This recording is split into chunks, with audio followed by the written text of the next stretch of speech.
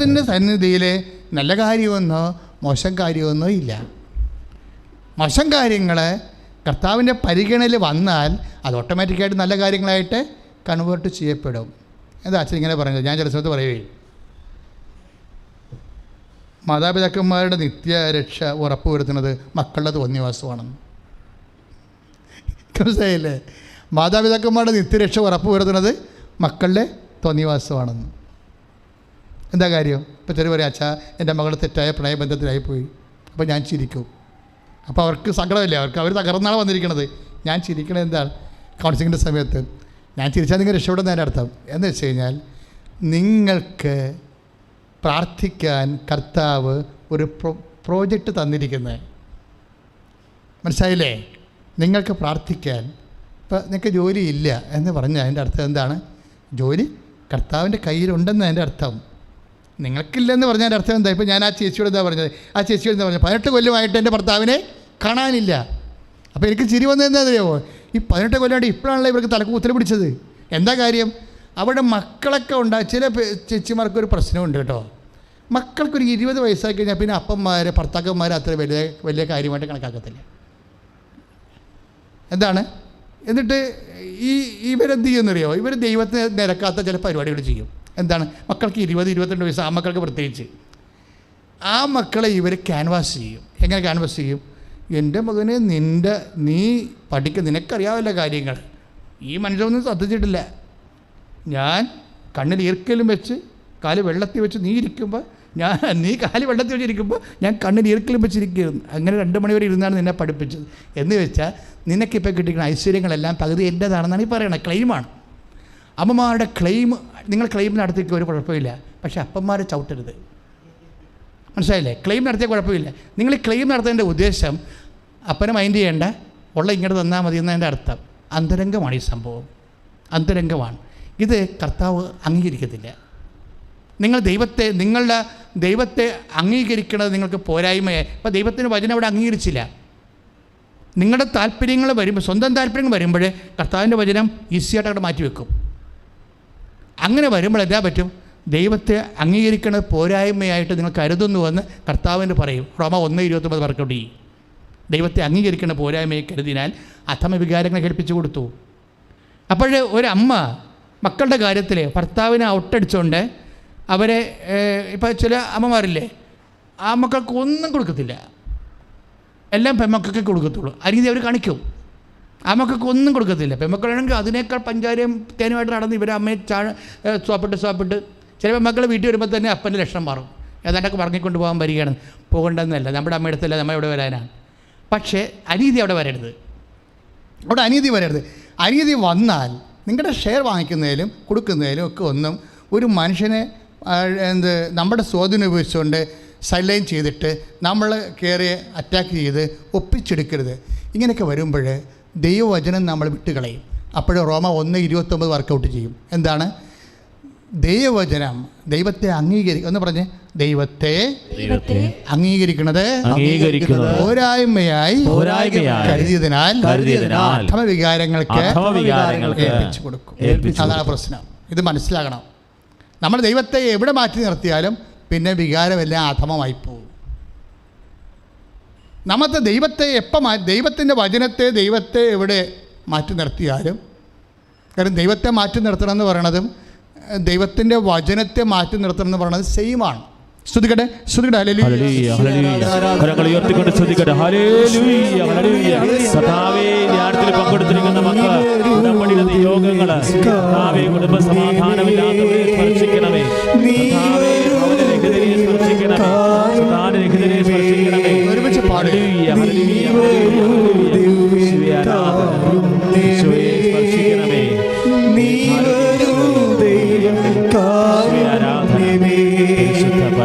ജീവിതത്തിന്റെ കാരുണ്യമേ, ജീവനേ കാരുണ്യമേ, ജീവിതം നിന്റെ കാരുണ്യമേ, ജീവനേ കാരുണ്യമേ.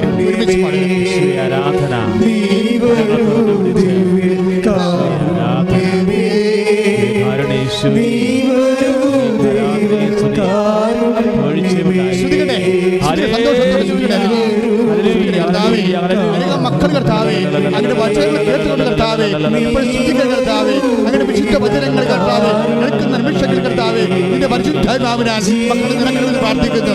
ഇരിക്കുന്ന ഓരോ രോഗികള്, ജീവിത ഭാരങ്ങൾ വിഷമിക്കുന്നവര്, സങ്കടപ്പെടുന്നവര്, മക്കളെ പ്രതിയും മറ്റ് ജീവിത അവസ്ഥകളെ കർത്താവേ വേദിക്കുന്നതിന്റെ മേൽ കർത്താവിന്റെ കാരുണ്യം ചൊരിയട്ടെ, കർത്താവിന്റെ കാരുണ്യം ചൊരിയട്ടെ, കർത്താവിന്റെ കാരുണ്യം ചൊരിയട്ടെ.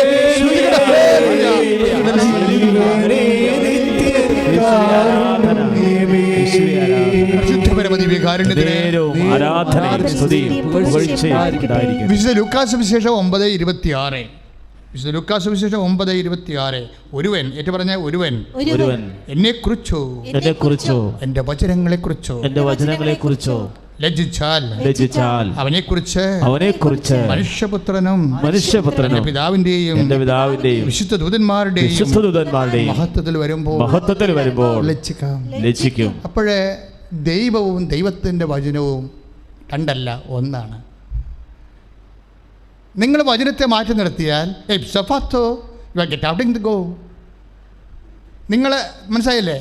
ലുക്ക 9:26 എന്താ പറയണത്? എന്നെക്കുറിച്ചോ എൻ്റെ വചനങ്ങളെക്കുറിച്ച് ലജ്ജിച്ചാൽ മനുഷ്യപുത്രൻ ലജ്ജിക്കും.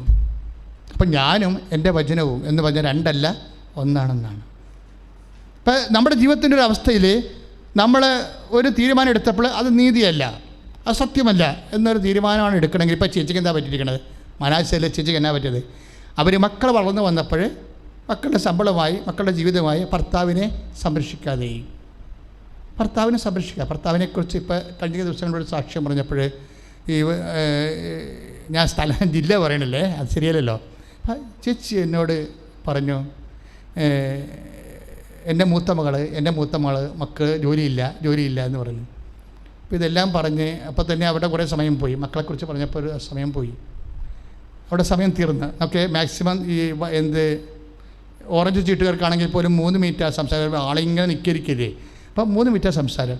ഈ 3 മിനിറ്റ് സംസാരത്തിൽ മുഴുവൻ അവർ പറഞ്ഞത് അവിടെ മക്കളെക്കുറിച്ച് മാത്രമാണ്. അപ്പോൾ ഒരു കുരച്ചും വലിച്ചും ഒക്കെ ഒരു മനുഷ്യൻ അവിടെ നിൽപ്പുണ്ട്. ഞാനോർത്തി ചേച്ചിയുടെ അപ്പനാണെന്ന്. അപ്പോൾ ആ മക്കളെക്കുറിച്ചെല്ലാം പറഞ്ഞു കഴിഞ്ഞപ്പോൾ ഞാൻ പറഞ്ഞ്, എന്താ അപ്പച്ചനെ കൊണ്ടുവന്നത്? അപ്പോൾ ചേച്ചി പറഞ്ഞു, അപ്പച്ചനല്ല, എൻ്റെ ഭർത്താവാണെന്ന്. അയ്യോ, അപ്പോൾ എന്താ പറ്റിയത്? ആ മനുഷ്യൻ രോഗിയായിപ്പോയി. അങ്ങേര് എന്നെ ഇവിടെ വന്ന് അമ്മ സുഖപ്പെടുത്തുമെന്ന് പറഞ്ഞ് വന്നിരിക്കണേ. പക്ഷേ ഈ ചേച്ചി പറയണ്ടേ എന്ത് സങ്കടമാണെന്ന് നോക്കിയേ. അന്തരംഗത്തിൻ്റെ അവസ്ഥ കണ്ട. കർത്താവ് എന്നെ സുഖപ്പെടുത്തും, മരുന്ന് കഴിച്ച് മടുത്തെന്നും പറഞ്ഞ് അമ്മയെ കാണാൻ വന്നതാണ്. അപ്പോൾ ഭർത്താവിനെ ഞാൻ അപ്പരുന്ന് വിളിക്കണമെങ്കിൽ ആ മനുഷ്യൻ്റെ ഇരിപ്പ് എന്തായിരിക്കും? അപ്പോൾ ഞാൻ പറഞ്ഞു, ചേച്ചി ഇതെന്തൊരു മനസ്സാക്ഷി ഇത്? നിങ്ങൾ ആദ്യം പറയേണ്ട ഇതല്ലേ? ഒരു വൈഫിന് ആരോടാണ് ഉത്തരവാദിത്വം ആദ്യത്തത്? Not with the children. ആർക്കാണ്? ഒരു അപ്പന് ആദ്യത്തെ ഉത്തരവാദിത്വം ആരോടാണ്? ഭർത്താവിന്. ഭാര്യയുടെ കാര്യമാണ്, മക്കളുടെ കാര്യമല്ല. ഒരു ഭാര്യയ്ക്ക് ഉത്തരവാദിത്വം ആരോടാ? ആദ്യം ഭർത്താവിനോടാണ്. ഇത് ദൈവ തിരുസന്നിധിയിൽ നമ്മൾ പാലിക്കുന്നില്ല എങ്കിൽ ദൈവവചനം നമ്മൾ ഏറ്റു പറയണില്ല. എന്താ? ഭർത്താവ് ഭാര്യയുടെ ശിരസ്സാണ്. 1 കൊരിന്ത്യർ 14:7 വായിക്കുമ്പോൾ എന്താ പറയണത്? അതെല്ലാം ഭാര്യ ഭർത്താക്കന്മാരെ കുറിച്ച് പറയണതാണ്. അപ്പോഴും നമ്മൾ ചിലപ്പോൾ ആ മനുഷ്യൻ വീട് വലിക്കുന്ന ആളാകാം. ചിലപ്പോൾ നല്ല കാലത്ത് നമ്മളെ നോക്കി കാണത്തില്ല. നല്ല കാലത്തെ ചെറുപ്പകാലത്ത് ചിലപ്പോൾ അയാൾ വേറെ പോലെ ചുറ്റിക്കളിക്കുമ്പോൾ നടക്കണതുകൊണ്ട് നമുക്ക് ഭയങ്കര വെറുപ്പായിരിക്കും. എൻ്റെ ദൈവ പൈതലേ, നീ ആരുമായിട്ടാണ് വിഷയം സെറ്റ് ചെയ്യാൻ ഉദ്ദേശിക്കണത്?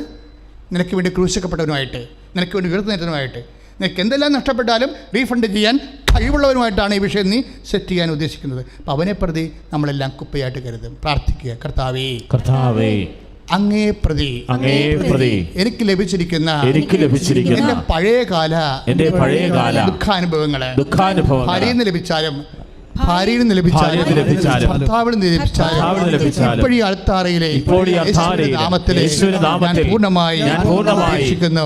എൻ്റെ വെറുപ്പ്, എൻ്റെ വിദ്വേഷങ്ങൾ, എൻ്റെ മത്സരബുദ്ധി, എൻ്റെ വാശി, പഴയ മനുഷ്യരെ കൊളോസ്യൻസ് 3:10 ഏറ്റുപറയുന്നു. അവന്റെ ചെയ്തികളോടുകൂടെ ഞാൻ ദൂരെ എറിയുന്നു. സൃഷ്ടാവിന്റെ ഛായക്കൊത്ത് ഞാൻ പുതിയ മനുഷ്യനെ യേശുക്രിസ്തുവിനെ സ്വീകരിക്കുവാൻ ആഗ്രഹിക്കുന്നു.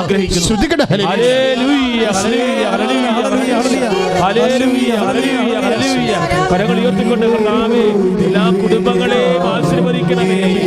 ഹല്ലേലൂയ.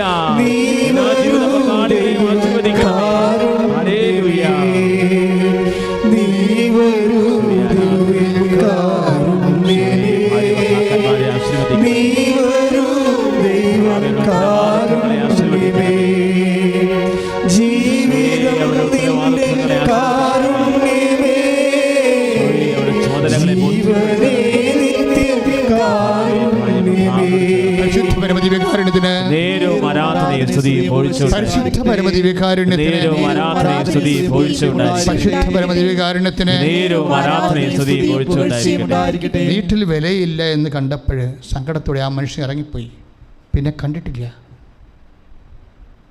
ഇപ്പോഴ് ആ മക്കളൊക്കെ കല്യാണം ചേച്ചി ആശ്രയം വെച്ചിരുന്ന മക്കളല്ലേ, മൂത്ത മക്കൾ, നല്ല ശിക്ഷയും ശമുക്ഷയും നല്ല മണിപ്പവർ നല്ല മസിൽ പവറൊക്കെ ഉണ്ടായിരുന്ന ആ മക്കളില്ലേ, അവർ കല്യാണം കഴിച്ചു. ഓരോരോ രാജ്യങ്ങളിലേക്ക് അവിടെ ഭാര്യമാരെയും കുഞ്ഞുങ്ങളെയും കൊണ്ടുപോയി. ചേച്ചി ഇപ്പോൾ ഒറ്റക്കായി. ഇപ്പോഴാണ് ചേച്ചിക്ക് മനസ്സിലായത് ആശ്രയം വെച്ചത് തെറ്റിപ്പോയി. അപ്പോഴാണ് ഈ 18 കൊല്ലത്തിന് ശേഷം അതായത് ഒരു കൂട്ടിനെ ഒരു മിണ്ടി വഴക്കിടാനെങ്കിലും ആൾ വേണ്ടേ വീട്ടിൽ. നമുക്ക് ഈ വഴക്കിടാന്ന് പറഞ്ഞാൽ നിസ്സാര കാര്യമല്ലല്ലോ. നമുക്ക് ആളുണ്ടെങ്കിൽ നമുക്ക് വഴക്കിടാൻ പറ്റൂ. എന്തിനാണ് അത്? ഈ വഴക്ക് നമ്മൾ വഴക്കിടും, കുടുംബത്തിലെ വഴക്കല്ലേ, അതൊക്കെ കുറച്ച് കഴിയുമ്പോൾ മാറും. പക്ഷേ വഴക്കിടുമ്പോൾ നമ്മളിവിടെ ഒരു ആളുണ്ട് വഴക്കിടാൻ, റെഫറൻസ് ഉണ്ട്. അത് വലിയൊരു കാര്യമാണ്. ആളൊന്നും ഇല്ലാതിരിക്കുമ്പോൾ നമുക്ക് അറിയാൻ പറ്റും എൻ്റെ വിഷമം എന്താണെന്ന്. ഇപ്പം ഒറ്റപ്പെട്ടു ശരിക്കും. അപ്പോൾ ഞാനിങ്ങനെ എല്ലാ വീട്ടിലും കയറി പ്രാർത്ഥിച്ചു നടക്കുകയല്ലേ. അപ്പം ഞാൻ ശരിക്കും കർത്താവിൻ്റെ സ്പിരിറ്റിൽ തന്നെയായിരുന്നു. ഞാൻ ഈ ചേച്ചി പറഞ്ഞ് നിങ്ങളുടെ ഭർത്താവ് കർത്താവിൻ്റെ അടുത്തുണ്ടെന്ന് പറഞ്ഞു. അപ്പോൾ എൻ്റെ അച്ഛാന്ന് പറഞ്ഞ് നിലവിളിച്ചു. ഞാൻ പറഞ്ഞാൽ കുഴപ്പമില്ല, കർത്താവിൻ്റെ അടുത്ത് അവർ ചത്തുപോകുന്ന വിചാരിച്ചത്. ഞാൻ പറഞ്ഞ് കർത്താവിൻ്റെ അടുത്തുണ്ട്, നാളെ 7 മണിക്ക് അയാൾ വരുമെന്ന് പറഞ്ഞു. മക്കളെ, ഇത് നമ്മൾ ജീവിക്കണ ദൈവത്തിലാണ് വിശ്വസിക്കുന്നത്, അല്ല ഒരു സങ്കല്പ ദൈവത്തിലല്ല. We are believing a living God. പരിശുദ്ധാത്മാവിരിക്കുന്ന ജ്ഞാനത്തിൽ ഞാൻ പറഞ്ഞു നാളെ 7 മണിക്ക് ആൾ വിട്ടു വരുമെന്ന് പറഞ്ഞു. അപ്പം കർത്താവ് ഞാൻ ചിന്തിച്ചിട്ടോ ആലോചിച്ചിട്ടോ ഒന്നും പറഞ്ഞതല്ല, ഞാൻ എന്തോ മനസ്സിൽ അനുഭവിച്ചിട്ട് പറഞ്ഞതാണ്. എൻ്റെ ദൈവത്തിലെ ഞാൻ കർത്താവിൻ്റെ അടുത്ത് നിൽക്കുകയാണ്. പ്രത്യക്ഷ പേടത്തിൻ്റെ നടുക്ക് ഞാൻ നിൽക്കുകയാണ്. ഇപ്പം ഈ ആൾ ഞാൻ പറഞ്ഞ 7 മണിക്ക് കർത്താവ് ആളെ കൊണ്ടുവന്ന് കൊടുത്തു. Praise the Lord, hallelujah. അന്ന് മുതൽ എനിക്കൊരു കാര്യം മനസ്സിലായി. എന്താ? നഷ്ടപ്പെട്ടതെല്ലാം നമ്മുടെ കർത്താവിൻ്റെ കയ്യിലുണ്ടെന്ന്. നഷ്ടപ്പെട്ടതെല്ലാം നിനക്കത് അതുകൊണ്ടാണ് ഞാൻ നിന്നോട് പറഞ്ഞത്. നിന്നെ സൂചിപ്പിക്കാൻ പറഞ്ഞതല്ല ഞാൻ. നിനക്ക് എന്തെങ്കിലും നീ നിരാശപ്പെട്ടിരിക്കണ കൊണ്ടും എന്തെങ്കിലും സാമ്പത്തിക കടങ്ങളോ രോഗങ്ങളോ അല്ലെങ്കിൽ ജോലിയില്ലാത്ത അവസ്ഥകളോ എന്തെങ്കിലും ഉണ്ടെങ്കിൽ നിനക്ക് നഷ്ടപ്പെട്ടെന്ന് തോന്നുക, അത് നിൻ്റെ കർത്താവിൻ്റെ കയ്യിലുണ്ട്. ഒന്ന് ചങ്കവെച്ച് കൈകവെച്ച് പറഞ്ഞേ, എനിക്ക് നഷ്ടപ്പെട്ടതെല്ലാം എൻ്റെ ദൈവത്തിൻ്റെ കയ്യിലുണ്ട്.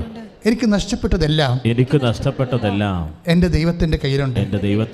ഞാൻ നഷ്ടപ്പെടുത്തിയ ദൈവത്തെ ഞാൻ ഈ ധ്യാനത്തിലൂടെ കണ്ടെത്തും.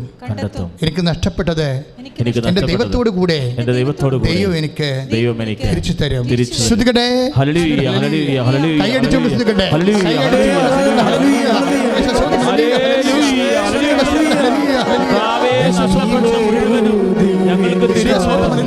കൈയടിച്ചുകൊണ്ട് ശ്രദ്ധിക്കട്ടെ. കർത്താവ് വാഴ്ത്തട്ടെ, കർത്താവ് നന്ദി പറയട്ടെ. നിനക്ക് നഷ്ടപ്പെട്ടത് നിന്റെ ജോലി, നിന്റെ വീട്, നിന്റെ വിവാഹം, ജീവിത പങ്കാളി, നിന്റെ എല്ലാ തരത്തിലുള്ള സമാധാനങ്ങളെ എല്ലാം കർത്താവ് നിനക്ക് തിരികെ തരാൻ പോകുന്നത്. കർത്താവ് നിനക്ക് തിരികെ തരാൻ പോകുന്നത്. ശ്രദ്ധിക്കട്ടെ, ഒരുമിച്ച് പാടുക.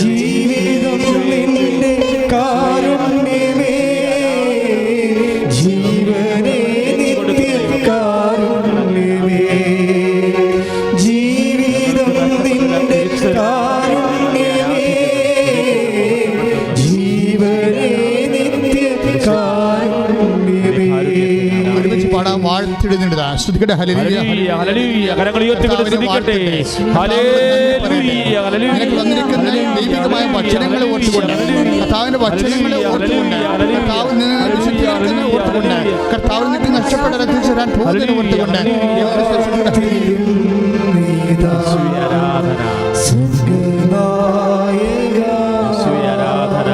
കരങ്ങൾ വീശിക്കൊണ്ട് കൈകൾ വീശി ദൈവത്തെ വാഴ്ത്തുകയാണ്. ശുദ്ധ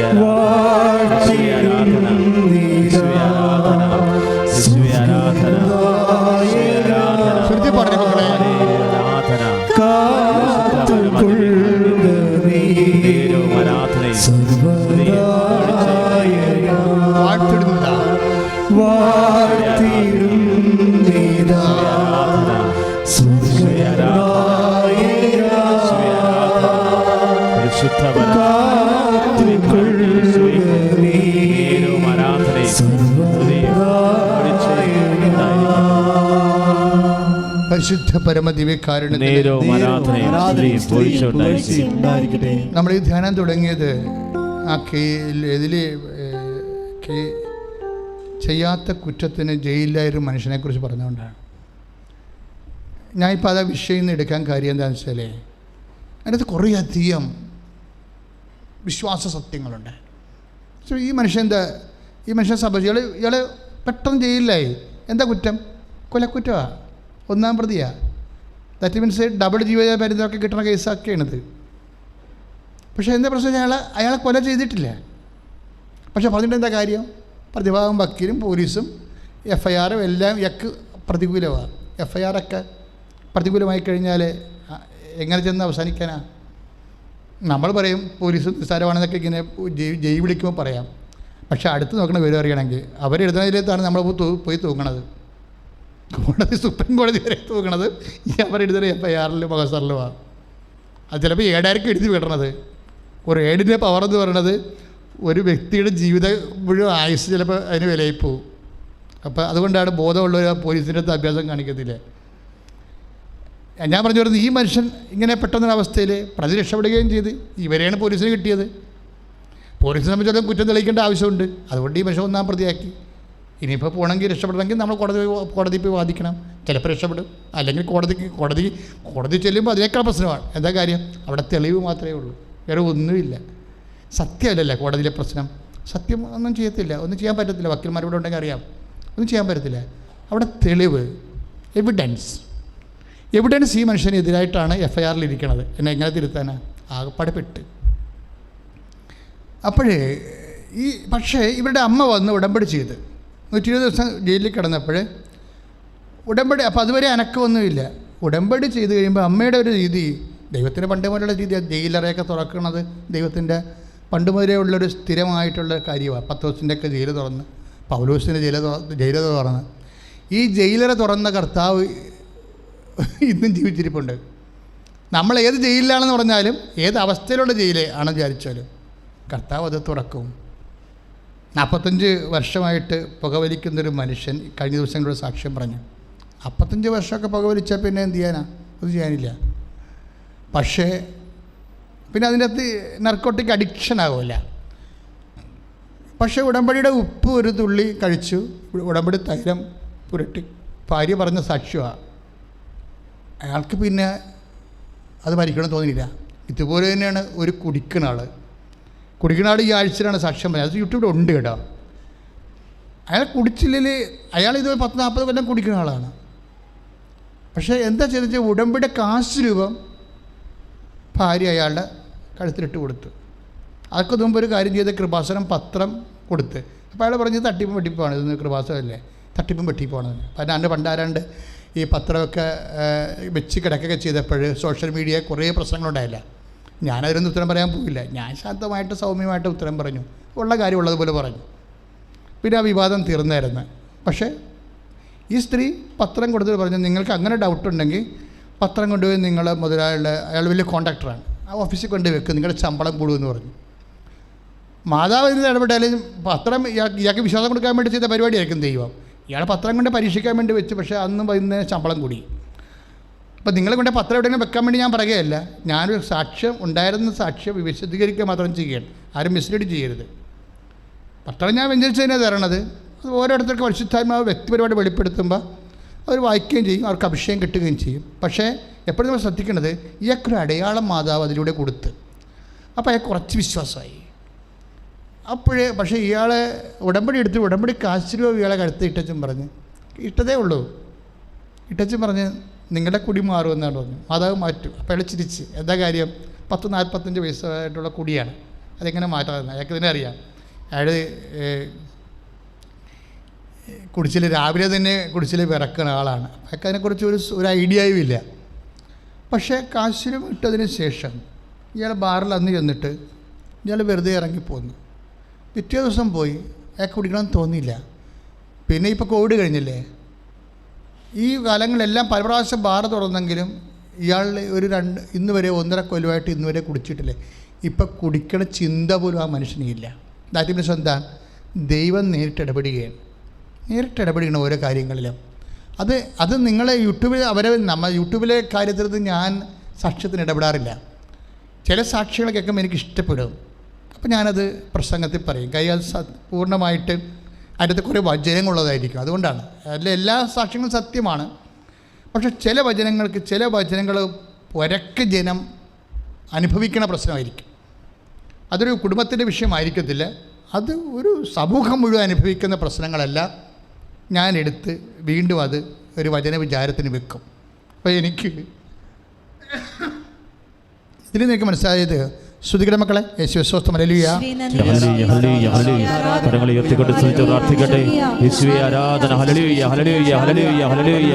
കർത്താവേ ഉടമ്പടിയെടുത്ത എല്ലാ മക്കളെയും അനുഗ്രഹിക്കണമേ. അപ്പോൾ ഈ ജയിലിൽ നിന്ന് മോചിപ്പിക്കുക എന്നുള്ളത് നമ്മുടെ സിവിലായിട്ടുള്ള ഈ ക്രിമിനൽസിനെ ഇടുന്ന ജയിലിൽ നിന്ന് മോചിപ്പിക്കണമല്ല. മാത്രമല്ല, ഏത് മദ്യപാനത്തെ ജയിലിലായാലും, പുകവലിയുടെ ജയിലിലായാലും, വേറെ എന്ത് ദുശീലങ്ങളുടെ ജയിലിലായാലും നമ്മൾ മോചിക്കപ്പെടും. എന്താ കാര്യം? അതിൽ മധ്യസ്ഥം വഹിക്കുന്നത് അമ്മയാണ്. പക്ഷേ ഈ മനുഷ്യൻ അങ്ങനെയുള്ള ശീലങ്ങളിൽ നിന്നല്ല, സാക്ഷാത് ജയിലിൽ നിന്നാണ് മോചിപ്പിക്കപ്പെട്ടത്. എങ്ങനെ? അമ്മ വന്ന് ഉടമ്പടി എടുത്തു. ആ 2 ദിവസങ്ങൾക്കുള്ളിൽ അതായത് പിന്നീട് കോടതി പോകുന്ന അനുസരിച്ച് ജാമ്യമില്ലല്ലോ. അപ്പോൾ പിന്നെ പോകുന്ന അനുസരിച്ചെല്ലാം ഇയാളുടെ വക്കീലിന് മാതാവ് പ്രത്യേകമായ പ്ലേസ്മെൻ്റ്, അതായത് കാര്യങ്ങൾ പ്ലേസ് ചെയ്യാനുള്ള ലീഗൽ പോയിൻറ്റ്സ് കൊടുത്ത് സംഭവം പെട്ടെന്ന് ഇയാൾ റിലീസായി. പക്ഷേ എന്താ പ്രശ്നം? ഇയാൾ ഒരാളെ കൊല്ലണത് ഇയാൾ ആ പ്രദേശത്ത് ഉണ്ടായിരുന്നു. അതാണ് സംഭവം. കൊന്നില്ലേ, ഒരു ബഹളത്തിൻ്റെ ഇടയിൽ കൊല നടന്ന്, അപ്പോൾ അവിടെ ഉണ്ടായിരുന്നു. പോലീസിന് കിട്ടിയ ഇയാളെയാണ്. പക്ഷേ നമ്മൾ അകപ്പെട്ടു പോയി. ഞാനിപ്പോൾ നിങ്ങളോട് പറയാൻ പോകുന്ന കാര്യം എന്നറിയാമോ? ഇങ്ങനെ ചില സമയത്ത് നമ്മളുടെ കാരണം കൂടെ അല്ലാതെ നമുക്ക് ചില സമയത്ത് അകപ്പെടുകളുണ്ടാകും.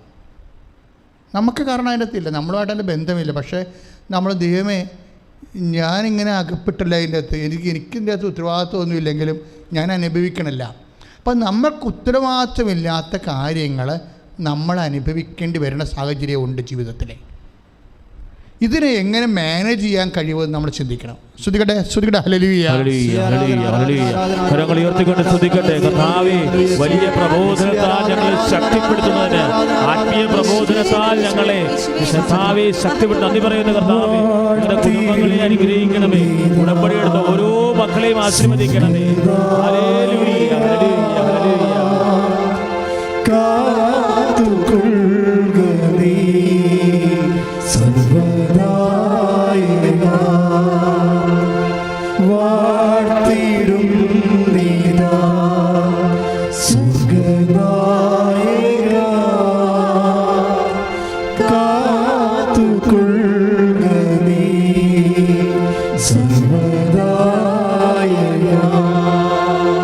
പരിശുദ്ധ പരമദിവ്യകാരുണ്യത്തിന് ആരാധനയും സ്തുതിയും പുകഴ്ചയും ഉണ്ടായിരിക്കട്ടെ. വിശുദ്ധ യോഹന്നാന്റെ സുവിശേഷത്തിൽ 15-ാം അധ്യായം 25-ാമത്തെ വാക്യം. വിശുദ്ധ യോഹന്നാന്റെ സുവിശേഷം 15:25 എന്താണ്? അവർ കാരണം കൂടാതെ എന്നെ വെറുത്തു. യോഹന്നാന്റെ സുവിശേഷം 15:25 എന്താ വചനം? ഏറ്റു പറഞ്ഞ അവർ കാരണം കൂടാതെ എന്നെ വെറുത്തു. ഇതാണ് കർത്താവിൻ്റെ ഒരു അവസ്ഥ. റിഡംഷൻ്റെ ഭാഗമായിട്ട് വന്നിട്ടുള്ള ഒരു ഇൻസിഡൻ്റാണിത്, ഒരു അനുഭവമാണ്, ഒരു റിഡംറ്റീവ് എക്സ്പീരിയൻസ് എന്ന് പറയും. കർത്താവ് നമ്മൾ വീണ്ടെടുക്കാൻ വന്നപ്പോഴേ കർത്താവ് ഏറ്റെടുത്ത ഒരു വിഷയമാണ്. എന്താണ്? നിരപരാധികൾ സങ്കടപ്പെടുന്നവരുടെ വിഷയങ്ങൾ തൻ്റെ റിഡംറ്റീവ് ആയിട്ടുള്ള തൻ്റെ പദ്ധതിപ്പെടുത്തി. ഞാൻ പറഞ്ഞ മനസ്സിലായ? അതായത് കർത്താവ് ഇവിടെ വന്നപ്പോൾ ഈ റിഡംറ്റീവ് ആക്ഷൻ ഏറ്റെടുക്കാൻ നേരത്തെ കർത്താവ് തെറ്റ് ചെയ്തവരുടെ മാത്രമല്ല എടുത്തത്, തെറ്റുകൾ അവൻ ഏറ്റെടുത്തില്ലേ? ഇപ്പം ഐസയ്യ 53:12 എന്താ പറഞ്ഞത്? നമ്മുടെ പാപങ്ങളാണ് അവൻ ഏറ്റെടുത്തതെന്ന് പറഞ്ഞില്ലേ? ശ്രുതികടെ ഹല്ലേലൂയ.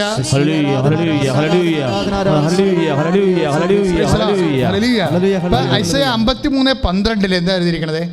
അവൻ പാപികളുടെ കൂടെ എണ്ണപ്പെട്ടെന്ന്. Praise the Lord. എന്നിട്ട് പറഞ്ഞ് അവൻ പാപികളുടെ കൂടെ എണ്ണപ്പെട്ടു. അപ്പം അവൻ പാപം ചെയ്യാതിരുന്നിട്ട് പോലും പാപികളുടെ കൂടെ എണ്ണപ്പെട്ടു. പക്ഷേ പാപികളുടെ കൂടെ മാത്രമല്ല അവൻ എണ്ണപ്പെട്ടിരിക്കുന്നത്. പിന്നെന്താണ്? പാപം ചെയ്യാതെ പാപികളായിട്ടുള്ള ആൾക്കാരുണ്ട്. പാപം ചെയ്തിട്ടില്ല, പക്ഷേ പാപികൾ അനുഭവിക്കുന്ന പ്രയാസങ്ങൾ അനുഭവിക്കുന്നുണ്ട്. ഇപ്പം ചിലർ എന്നുവെച്ച് പറയാം, എൻ്റെ അച്ഛാ, ഞാൻ കുഞ്ഞുനാൾ മുതൽ പള്ളിയിൽ പോയി അൽഫോൻസാമ്മയോട് പ്രാർത്ഥിച്ചും എനിക്കൊരു ജീവിത പങ്കാളിയെ ചോദിച്ചപ്പോൾ ഞാൻ കർത്താവിനോടെല്ലാം ചോദിച്ച് പ്രാർത്ഥിച്ചാണ് മേടിച്ചത്. പക്ഷേ ഞാൻ അകപ്പെട്ടു പോയിച്ചാൽ ഞാൻ ചോദിച്ചൊക്കെ വെറുതെ ആയിപ്പോയി.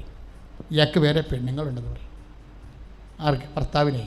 എന്നിട്ട് വാട്സപ്പിലെല്ലാം അയാളെ കാണിച്ചിട്ട് അവിടെ ചാറ്റിങ്ങൊക്കെ എന്നെ കാണിക്കും കരഞ്ഞുകൊണ്ട്.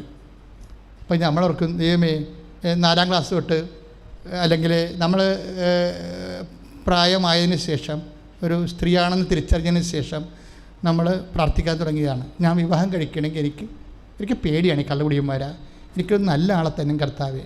എല്ലാവരും പ്രാർത്ഥിക്കുന്നതാണ്. പക്ഷെ അങ്ങനെ പ്രാർത്ഥിക്കുന്നവർക്ക് മുക്കൊടിനെ കിട്ടും വിചാരിച്ചു. തീർന്നില്ല പരിപാടി. അപ്പോൾ നമ്മൾ പ്രാർത്ഥന നിർത്തി. കാര്യം നമുക്ക് ഈ മണം കേൾക്കണതേ വെക്കാനും വരും, സഹിക്കാൻ പറ്റത്തില്ല. നമ്മളത് പറയും, ദൈവമേ എന്ത് തന്നാലും ഒരു കുടിയേറെ തരമെന്ന് പറയും, കുടിയേറെ തരല്ലെന്ന് പറയും. അപ്പോൾ പക്ഷെ നമ്മൾ അതിനുവേണ്ടി പ്രാർത്ഥിച്ചു. പക്ഷേ കിട്ടിയ ആളിതാണ്. കിട്ടിയ ആൾ നമ്മൾ പറഞ്ഞതുമായിട്ട് ഒരു ബന്ധമില്ലാത്തൊരാളെയാണ് നമുക്ക് തന്നിരിക്കുന്നത്.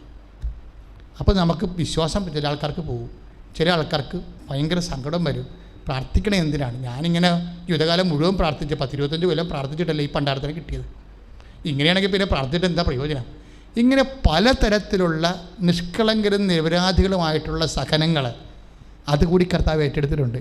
പാപികളുടെ കൂടെ മാത്രമല്ല എണ്ണപ്പെട്ടിരിക്കുന്നത്. പാപം ചെയ്യാതെ പാപത്തിൻ്റെ പങ്കപ്പാട് അനുഭവിക്കുന്ന മനുഷ്യരുണ്ട്. അച്ഛൻ മനസ്സിലായത് നിങ്ങൾക്ക്? പാപികളുടെ കൂടെ മാത്രമല്ല അവൻ എണ്ണപ്പെട്ടിരിക്കുന്നത്. അശയ 53:12 അവൻ പാപികളുടെ കൂടെ എണ്ണപ്പെട്ടു. പക്ഷെ അവൻ പാപികളുടെ കൂടെ മാത്രമല്ല എണ്ണപ്പെട്ടിരിക്കുന്നത്. പിന്നെന്താണ്? യോഹന്നാൻ 15:25 എന്താണ്? അവൻ കാരണം കൂടാതെ എന്നെ വെറുത്തു.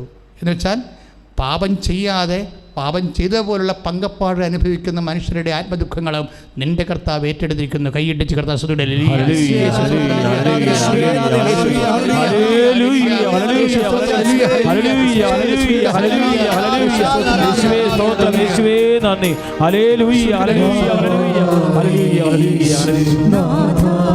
കരങ്ങൾ തുറന്നു പിടിച്ച് ദിവ്യകാരുണ്യ ഈശോയെ നോക്കി പാടാം. ഈശോ നമ്മൾ ഏറ്റെടുക്കുകയാണ്. ഹല്ലേലൂയ.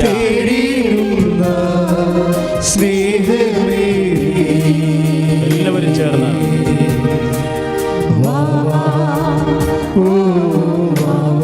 ആരാധന.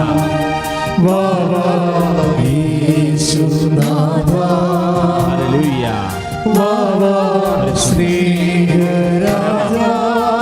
ദിവ്യകാരുണ്യത്തിന്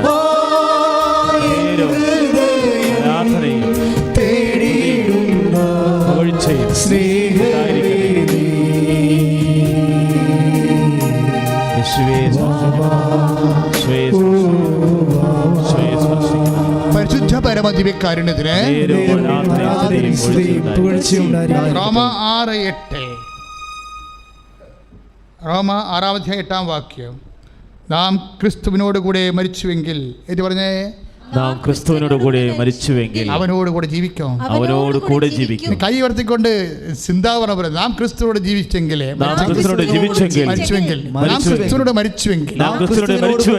അവനോട് കൂടെ ജീവിക്കും. ഇടിമുഴങ്ങണ പോലെ പറ, നാം ക്രിസ്തുവിനോട് കൂടെ മരിച്ചുവെങ്കിൽ സഹിച്ചുവെങ്കിൽ അവനോട് കൂടെ ജീവിക്കും. അവനോട് കൂടെ ജീവിക്കും. കൈ അടിച്ചു കർത്താവ്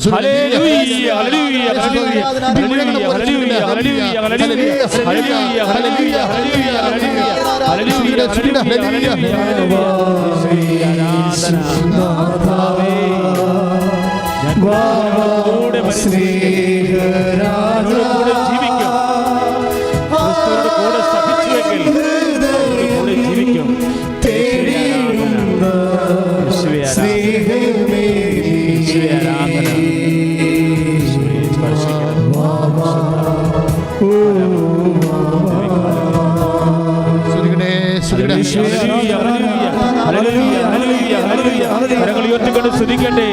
കർത്താവേ, രോഗികൾ സമർപ്പിച്ച് പ്രാർത്ഥിക്കുന്ന കർത്താവേ, ഉടമ്പടിയെടുത്ത എല്ലാ മക്കളെയും സ്പർശിക്കണമേ.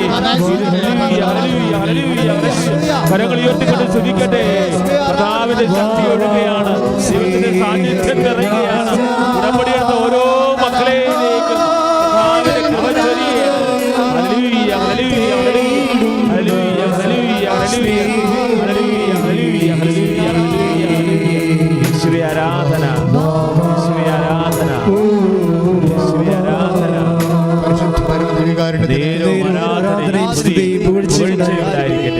ഇവിടെ ഇങ്ങനെ ഒരു സംഭവം നടക്കുമ്പോൾ എൻ്റെ മക്കൾ വിചാരിക്കണം, നിൻ്റെ കർത്താവ് അറിയാതെ അത് സംഭവിച്ചിട്ടില്ല. മനസ്സിലായില്ല? നിൻ്റെ കർത്താവ് അറിയാതെ സംഭവിച്ചിട്ടില്ല. എന്താ കാര്യം? അത് 12:7 വചനം, വിശുദ്ധ ലൂക്കായുടെ സുവിശേഷം.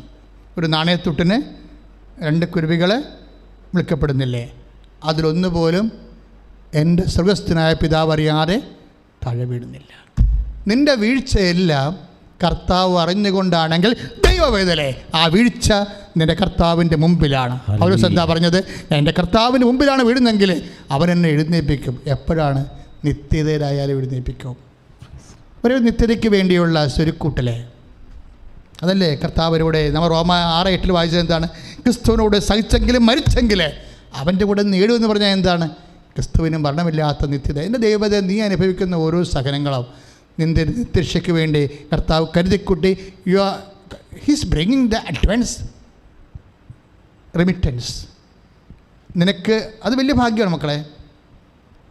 നിത്യതയ്ക്ക് വേണ്ടിയുള്ള ആചാരമില്ലേ? ഇപ്പോൾ നമ്മൾ സ്ഥലം വാങ്ങാൻ പോകണം. ആ സ്ഥലം വാങ്ങാൻ ആ സ്ഥലത്തിന് ഒത്തിരി ആളെ ഇടിയാണ്, ആ സ്ഥലത്തിന് ഇടിയാണെന്ന് വിചാരിച്ചോ. അപ്പോൾ നമ്മൾ പറയും, സാറേ ഞങ്ങൾക്കിത് അത്യാവശ്യമാണ്, ഈ സ്ഥലം പള്ളിയുടെ വാതിക്കലാണ്, ഇവിടുന്ന് പോയാൽ പിന്നെ കിട്ടത്തില്ല, സാറ് തരുമ്പോൾ തന്നാൽ മതി, അഡ്വാൻസ് സ്വീകരിക്കുക. അയ്യോ അഡ്വാൻസ് ഒന്നും വേണ്ട. അപ്പോൾ അതൊക്കെ പേടിയായി. എന്താ നമുക്ക് ഗ്യാരണ്ടി ഇല്ല. അപ്പോൾ അയാൾ പറയുന്നത് അഡ്വാൻസ് ഒന്നും വേണ്ട, കൊടുക്കുമ്പോൾ നിങ്ങൾക്ക് തരത്തുള്ളൂ. അയാളുടെ വാക്ക് മാറുവായില്ലെന്ന് നമുക്കെങ്ങനെ അറിയാൻ പറ്റും? അഡ്വാൻസ് നേരത്തെ വാങ്ങിക്കണം നല്ലതാണ്. You got A point? മനസ്സിലായോ? നിൻ്റെ ദൈവം നിത്യതയ്ക്ക് വേണ്ടി നിന്നോട് അഡ്വാൻസ് അച്ചാരം നേരത്തെ വാങ്ങിക്കുന്നത് നിന്നെ കർത്താവ് നിത്യതയ്ക്ക് വേണ്ടി തിരഞ്ഞെടുത്തതിൻ്റെ അടയാളമാണ്. കൈ അടിച്ച് കർത്താവ്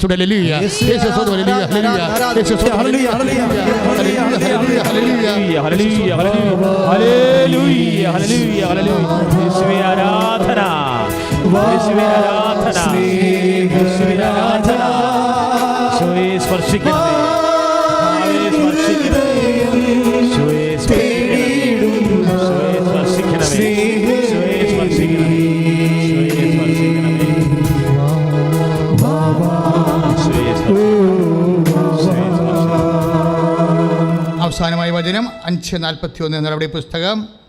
അവരാകട്ടെ യേശുവിൻ്റെ നാമത്തെ പ്രതി അപമാനം സഹിക്കാൻ യോഗ്യത ലഭിച്ച് സന്തോഷിച്ചുകൊണ്ട് സംഘത്തിൻ്റെ മുമ്പിൽ നിന്ന് പോയി. This is the apostolic experience. എന്താണ് ഏറ്റു പറഞ്ഞ്? നടപടി 5:41 ഏറ്റു പറഞ്ഞ് അവരാകട്ടെ യേശുവിന്റെ നാമത്തിൽ അപമാനം സഹിക്കുവാൻ ലഭിച്ചതിൽ യോഗ്യത ലഭിച്ചതിൽ സന്തോഷിച്ചുകൊണ്ട് സംഘത്തിൽ നിന്ന് പോയി. എഴുന്നേൽക്കുക.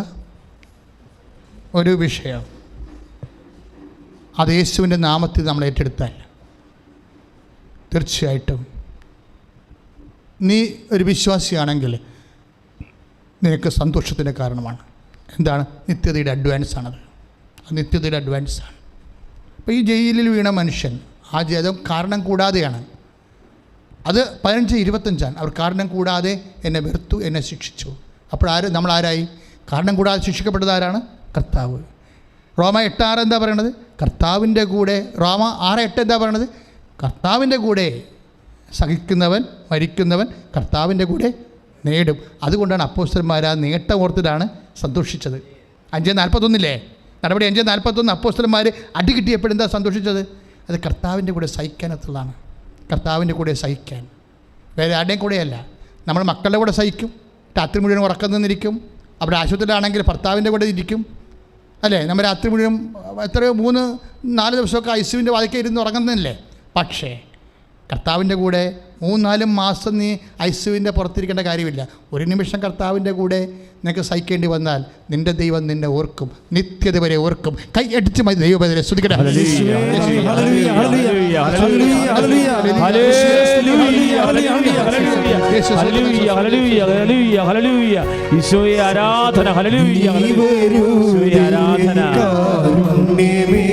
ചേർന്ന് പാടാം.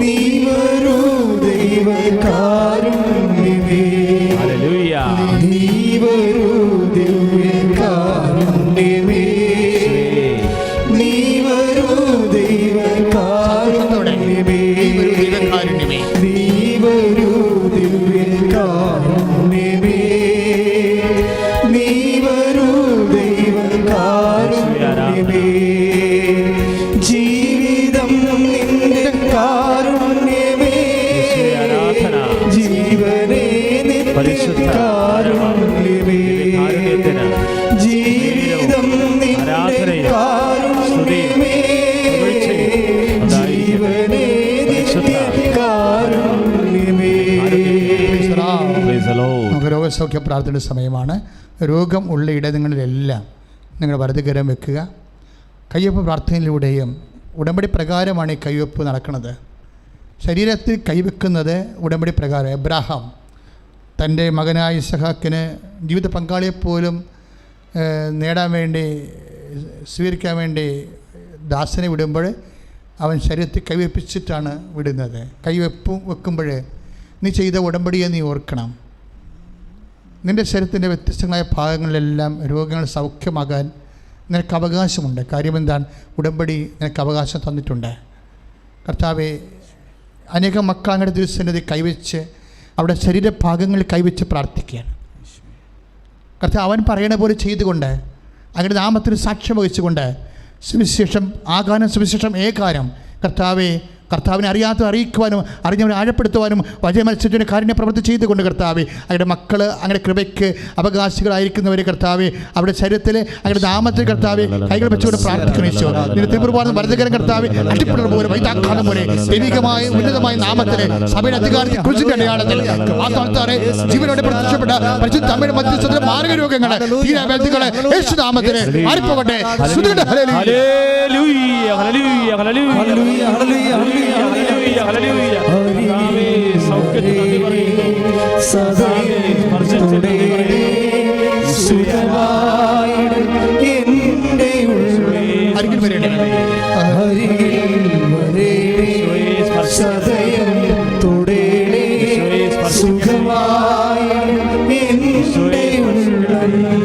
പരിശുദ്ധ പരമദിവ്യകാരുണ്യത്തിന് മക്കളെ, ജോലിയില്ലാത്ത മക്കള്, വീടില്ലാത്ത മക്കള്, സ്ഥലമില്ലാത്ത മക്കള്, വീട് സ്ഥലവുമില്ലാത്ത മക്കള്, ഓരോരോ നൈപുണ്യ പരീക്ഷകൾ എഴുതിക്കൊണ്ടിരിക്കുന്നവർ, യോഗ്യതാ പരീക്ഷകൾ എഴുതിക്കൊണ്ടിരിക്കുന്നവർ, എഴുതി കഴിഞ്ഞവർ, റിസൾട്ട് പ്രതീക്ഷിക്കുന്നവർ, മത്സര പരീക്ഷകൾക്ക് വേണ്ടി പ്രിപ്പയർ ചെയ്തുകൊണ്ടിരിക്കുന്നവർ, എഴുതിപ്പോയ മത്സര പരീക്ഷ റിസൾട്ട് ചോദിക്കുന്നവർ, അന്വേഷിക്കുന്നവർ, കാത്തിരിക്കുന്നവർ, അത് നല്ല വാർത്തയാകാൻ വേണ്ടി പ്രാർത്ഥിച്ചുകൊണ്ടിരിക്കുന്നവർ, കർത്താവ് തലയിൽ നിന്നും മുട്ടിക്കൊഴിഞ്ഞു പോകുന്നവർ, ശരീരം മുഴുവൻ ചൂടാകുന്നവർ, ഉറക്കം നഷ്ടപ്പെട്ടവർ, പ്രഷർ രോഗികൾ, ഷുഗർ രോഗികൾ, പാങ്ക്രിയാസ് നീര് കെട്ടിയവർ, കർത്താവ് കണ്ണിന് കാഴ്ച മങ്ങിയവർ, ഇങ്ങനെ എല്ലാവരെയും സമർപ്പിച്ചൊരു കർത്താവ്, അമ്മമാതാവ് ജീവനോടെ പ്രത്യക്ഷപ്പെട്ട ഈ അൾത്താറയിൽ നിന്നുകൊണ്ട് അമ്മ മധ്യസ്ഥം വഹിക്കുമ്പോൾ അമ്മയുടെ മധ്യസ്ഥൻ്റെ കൂടെ ഓ ദിവ്യകാരുണ്യമേ, ഓ ജീവകാരുണ്യമേ, ഇപ്പോൾ ഞങ്ങൾ പ്രാർത്ഥിക്കുന്ന ഉടമ്പടി വെച്ചിട്ടുള്ള വിഷയങ്ങൾ മുഴുവൻ, എല്ലാ നിയോഗങ്ങളും കർത്താവെ, ജീവിതത്തിനെ ബാധിക്കുന്ന എല്ലാ നിയോഗങ്ങളും കർത്താവെ അങ്ങയുടെ തിരുസന്നിധി കർത്താവ് സമർപ്പിച്ചുകൊണ്ട് ഇപ്പോൾ കർത്താവ് ഈ മാസം തന്നെ കർത്താവ് അതിന് മുഴുവൻ ദോഷങ്ങൾ, തടസ്സങ്ങൾ, ദുരിതങ്ങൾ യേശുവിന്റെ ഉന്നതമായ നാമത്തിൽ മാറിപ്പോകട്ടെ എന്ന് കൽപ്പിക്കുന്ന